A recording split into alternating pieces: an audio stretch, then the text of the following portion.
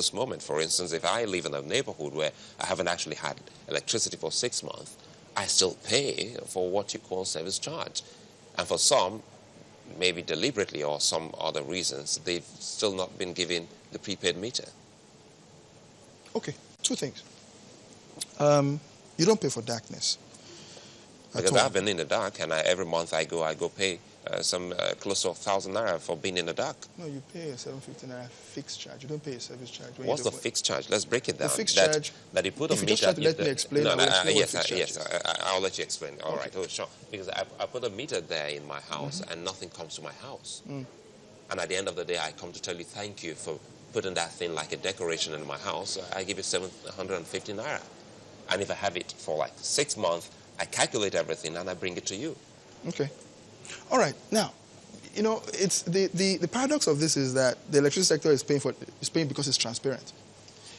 Every service you get from wherever, banking, telecommunications, whatever, that requires the emplacement of a fixed asset like a building, like a tower, like a cell site, like a power plant, like a transmission line, charges you a fixed charge. You pay. We'll stop there with the telecoms, right. Remember. Well, if you just try to let me explain what the fixed charge is. The fixed charge, you pay for three different things on your electricity bill. You pay for the actual asset that serves you, all right? Ranging everything beginning from the power plant to the towers, to the substations, to the lines, to the buildings in which people work. That is covered by your fixed charge, okay? And like I said, every single service you get pays for that, all right? You also pay the service charge you talked about, and that is a daily cost, the daily cost of running the business. That's the simplest way I can put it. Salaries, maintenance, and things like that. The third thing you pay, of course, is a tax, VAT. Outside those three things, you don't pay for anything else. Now, however it is you want to look at it, you will always pay that fixed charge because there has actually been money spent on that. The difference here is that in telecoms, you used to have this situation where it was just there, whether or not we paid. But there's a rule now that says that if you are not served for a continuous period of, it used to be 3 months, but NERC is now changing that. We're looking to make it a number of weeks or even days. If you're not served continuously, then of course you also don't pay that fixed charge to act as a disincentive, or rather an incentive to the disco to make sure that you get served. The second thing which I would say is this.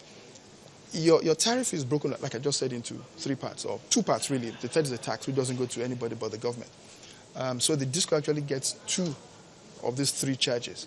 Now, if the tariff structure you have recovers only something like between 18 and 21%, depending on the disco, of the total tariff as the fixed charge, all right?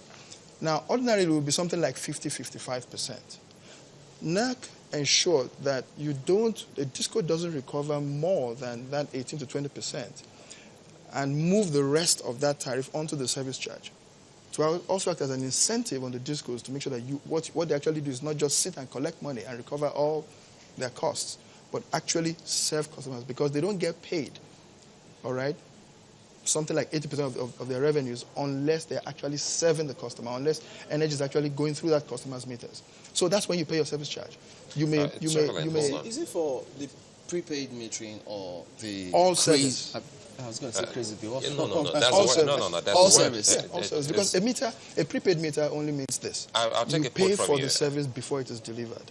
All right? You've bought a whole block of energy, okay? Just like with your prepaid phone. And then you use it. And when it runs out, you need to pay for some more.